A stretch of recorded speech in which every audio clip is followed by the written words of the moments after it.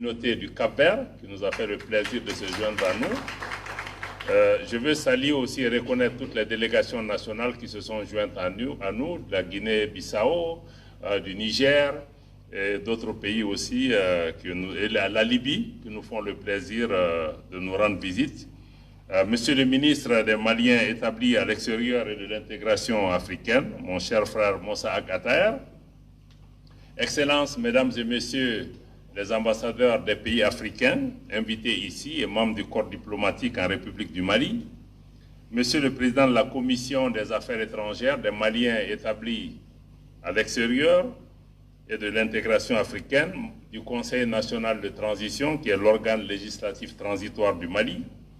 Je voulais reconnaître et saluer mes collègues du ministère des Affaires étrangères, le secrétaire général, le chef de cabinet et tous nos collègues et tous les membres du comité d'organisation qui nous ont accompagnés pour la préparation de cet événement. Monsieur le Président et Mesdames et Messieurs les membres du comité scientifique du 9e congrès panafricain qui sont avec nous, Mesdames et Messieurs les membres des délégations nationales, Mesdames et Messieurs les représentants des diasporas et des communautés africaines et afro-descendantes, je voudrais aussi saluer la présence parmi nous d'éminentes personnalités africaines et des diasporas et afro-descendants qui nous ont fait l'honneur et le plaisir de voyager de longue distance pour partager ces moments avec nous et partager leur expérience avec nous. Je voudrais les saluer en particulier. Je voudrais aussi reconnaître et saluer tous les délégués présents dans cette salle et tous ceux qui nous suivent aussi en ligne sur le continent et aussi dans la diaspora à travers le monde. Saluer aussi et remercier la présence parmi nous de représentants de la presse nationale comme de la presse internationale. Mes premiers mots seront pour souhaiter à vous tous, au nom de son Excellence le colonel Assimi Goïta, président de la transition, chef de l'État du Mali, au nom du gouvernement et du peuple malien, et également à mon nom propre, une chaleureuse bienvenue chez vous, ici, au Mali. Comme on dit dans notre langue, vous avez quitté chez vous pour arriver chez vous. Nous nous réjouissons d'accueillir à Bamako des personnalités représentant des États, des organisations, de la société civile, aux profils divers et riches. Le Mali, naturellement, est particulièrement honoré d'abriter la conférence sous-régionale de l'Afrique de l'Ouest en prélude au 9e congrès panafricain. Je ne saurais poursuivre, cher Robert Dussé, sans saluer le leadership du Togo, sous notre chef d'État, le président, son Excellence Faure Essosimna Gnassingbé, et aussi toutes les autorités togolaises qui n'ont ménagé aucun effort pour le succès de cet événement majeur pour notre continent, ainsi que la réussite des rencontres régionales préparatoires du Congrès panafricain. Aujourd'hui, le Togo est naturellement aussi un porte-flambeau du panafricanisme, mais aussi un modèle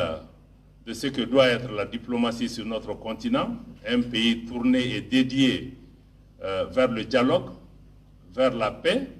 parce qu'on ne peut pas être panafricain si on ne décide pas de parler à tout le monde et à tous les Africains, quelles que soient leurs circonstances. Et je voulais saluer vraiment le leadership du président du Togo et le leadership de notre frère Robert Dussé, qui, malgré toutes les critiques, a décidé de continuer à faire la diplomatie, c'est-à-dire à parler à tout le monde pour trouver des solutions, à s'écouter et à faire confiance à la sagesse africaine pour pouvoir trouver nous-mêmes des solutions qui sont adaptées à notre circonstance. Je voulais vous remercier pour ça, Robert Dussé.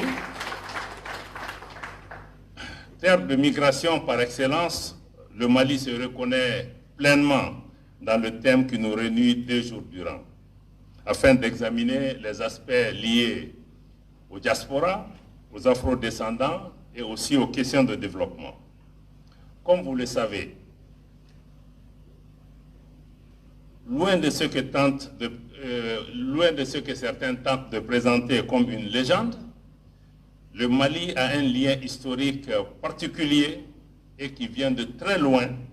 avec la diaspora et les afro-descendants, qui remonte au voyage transatlantique effectué par l'empereur du Mali, Aboubakari II,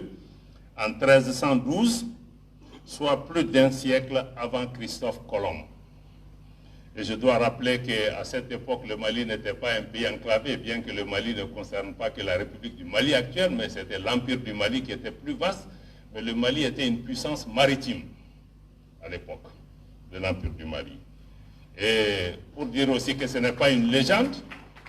je voudrais vous référer au livre de l'archéologue américain Ivan Van Sertima, qui s'appelle They Came Before Columbus, The African Present in the Ancient America. Donc le titre du livre, c'est qu'ils sont venus avant Christophe Colomb, et c'est des recherches archéologiques, scientifiques très poussées, et avec un film à l'appui qui donne la preuve qu'il y a eu une présence africaine dans les Amériques avant l'arrivée de Christophe Colomb. Donc notre lien avec la diaspora et les afro-descendants ne peut pas être seulement confiné à la violence de la traite négrière, mais il y avait aussi une aventure africaine bien avancée. Nos jeunes gens doivent chercher à connaître davantage cette question parce que malheureusement ce ne sont pas les autres qui vont venir raconter cette histoire. Ensuite, pays de départ, de transit, mais aussi de destination de migrants, le Mali se trouve aujourd'hui au confluent de la question migratoire qui représente pour les autorités maliennes, particulièrement son Excellence le colonel Assimi Goïta, président de la transition chef de l'État, donc un enjeu majeur. Si depuis de nombreuses années, les gouvernements successifs des républiques du Mali ont œuvré à améliorer les conditions de vie, de résidence, de mobilité et créer des opportunités spécifiques aux diasporas maliennes, comme mon collègue des Maliens établis à l'extérieur vient de l'indiquer, tout comme pour aussi des ressortissants étrangers qui sont établis au Mali, les autorités maliennes, pour leur part, ont très tôt pris la mesure de l'engagement des diasporas maliennes et africaines et des afro-descendants en faveur de la noble lutte d'émancipation et de libération des populations maliennes. La meilleure des illustrations de cette mobilisation sincère est clairement apparue lors des manifestations de ressortissants des pays africains et des personnes afrodescendantes à travers le monde, y compris jusqu'aux Caraïbes, dès octobre 2021, manifestations qui ont culminé à des niveaux de participation inégalés en janvier 2022 suite à une série de sanctions injustes, illégales et inhumaines imposées aux populations maliennes afin de briser la dynamique de la refondation. Les Maliennes et les Maliens ont ainsi reconnu et apprécié à sa juste valeur le soutien spontané et fraternel de leurs frères et sœurs, particulièrement en période de crise. Cet exemple d'une expérience de fraternité africaine me permet de témoigner de la vitalité de l'esprit de solidarité propre à l'Afrique. Il nous permet également de constater, et ce de manière spontanée, sans organisation préalable, les diasporas africaines et les afro-descendants parviennent à se mettre au diapason des défis rencontrés sur le continent pour consolider une force, pour constituer une force, un levier d'influence dont il est plus que jamais nécessaire de tenir compte. L'élan naturel qui a motivé les diasporas et les afro-descendants à se réunir pour se tenir aux côtés de leurs frères et sœurs du Mali prouve à suffisance le potentiel dont disposent les membres de ces communautés pour se faire entendre. Cela nous conforte dans notre démarche, inspirée de la vision du président de la transition, de renforcer les efforts en vue de la réalisation d'une véritable intégration sous-régionale et régionale, centrée autour des intérêts des populations. Comme le Robert Dussel l'a indiqué, les populations sont assez conscientes, les populations savent ce qu'elles veulent Et je pense que le leadership doit même être désormais entre les mains de ces populations pour pouvoir nous guider. Donc je voudrais dire que nous sommes partisans d'une intégration régionale centrée autour des intérêts des populations et une intégration régionale à l'abri d'ingérence extérieure. C'est tout le sens des décisions et des initiatives récentes du Mali et des autres États du Sahel, notamment dans le cadre de l'Alliance des États du Sahel que nous avons avec le Burkina Faso et le Niger. Donc les initiatives qui ont été prises pour mettre nos populations au cœur de nos actions, comme le président de la transition le dirait, les populations doivent être et rester notre centre de gravité. C'est le lieu de réitérer l'engagement patriotique du Mali et la dédicace des autorités de la transition à renforcer l'unité africaine, à travers des mécanismes au sein desquels le leadership africain et les intérêts de l'Afrique sont respectés, affirmés et assumés. Dans cette dynamique, le Mali a été de tous les combats en faveur de l'émancipation et de la libération des peuples africains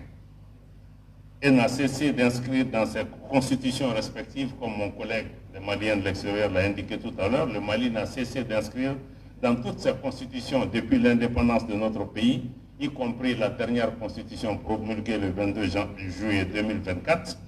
la possibilité d'un abandon partiel ou total de sa souveraineté en vue de réaliser l'unité africaine. Toutefois, nous tenons à rappeler que l'attachement du Mali aux valeurs originaires du panafricanisme ne peut cohabiter avec une politique centrée sur des sanctions et des mesures coercitives prises par des organisations dont les principes fondamentaux sont cependant l'entraide, la solidarité, la fraternité. Le Mali continuera de s'opposer aux mesures et sanctions unilatérales et instrumentalisées, particulièrement lorsqu'elles frappent les populations innocentes, tout comme nous nous élevons contre toute politique fondée sur la domination, l'asservissement, l'assujettissement des peuples, le néocolonialisme, le paternalisme et la condescendance. Excellences, mesdames et messieurs,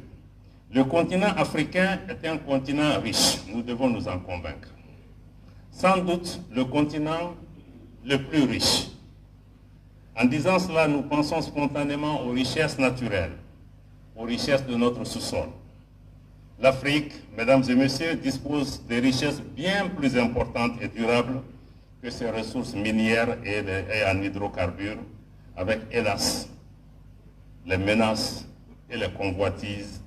qui accompagnent cette richesse qui, très souvent, crée les conditions pour la déstabilisation de beaucoup de nos États. En effet, l'Afrique est riche de sa culture. L'Afrique, continent premier, pour ne pas dire premier continent,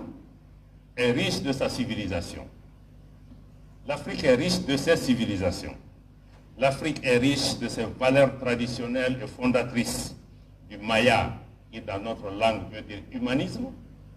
au premier rang desquels figure également la solidarité, la fraternité, l'altruisme, l'ouverture à l'autre sans calcul, le dambé, qui dans notre langue veut dire la dignité, même l'honneur, le respect de soi, le respect de l'autre, et naturellement le djatiguia, que nous appelons l'hospitalité dans la pure tradition africaine, qui nous oblige à être l'esclave de nos autres, parce que ceux qui sont parmi nous deviennent plus importants que nous. Tout ça, ce sont nos valeurs. Toutes ces valeurs profondément enracinées dans chaque Africain est le socle de notre richesse. En somme, merci beaucoup. En somme, l'Afrique est riche de ses filles et de ses fils. Tenant de la renaissance culturelle africaine que nous sommes, il est capital de mettre à profit ces moments de co-réflexion et d'intelligence collective à la lumière des données sociologiques et historiques qui ont marqué la marche de l'Afrique vers les indépendances et vers la décolonisation mentale pour proposer des stratégies non seulement de protection et de conservation de nos identités africaines, mais surtout pour impulser le développement économique durable dans le continent et dans un contexte de souveraineté retrouvée. Parce que je pense aussi à côté de la culture, la question de l'identité est une donnée fondamentale pour nos pays, pour pouvoir régler nos problèmes de gouvernance, nos problèmes de développement. Parce que pour réaliser ce que nous voulons, il faut toujours savoir d'où nous venons, qui nous sommes et quelle est notre destination. Donc ça, c'est la question de l'identité. On ne peut pas être acteur d'un mondialisme qui est en fait pas un mondialisme. Hein? On ne peut pas être acteur du monde, comme le dirait un de nos anciens chefs d'État, on ne peut pas venir les bras ballants au banquet de l'histoire.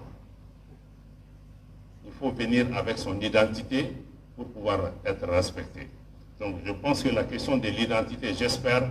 que nos différents intervenants vont pouvoir insister sur ça parce qu'on n'aura aucune réponse à nos questions si nous ne savons pas nous-mêmes qui nous sommes, quelle est notre valeur et que nous reconnaissions cette valeur et que nous élevions nos enfants, les générations qui viennent pour qu'ils aient confiance. Parce que malheureusement, la colonisation, la traite négrière et toutes ces questions ont brisé un élément fondamental chez nous. Je crois que les économistes et les autres, c'est la question de la confiance en soi. On a perdu confiance. On a des gens qui sont qualifiés, qui ont été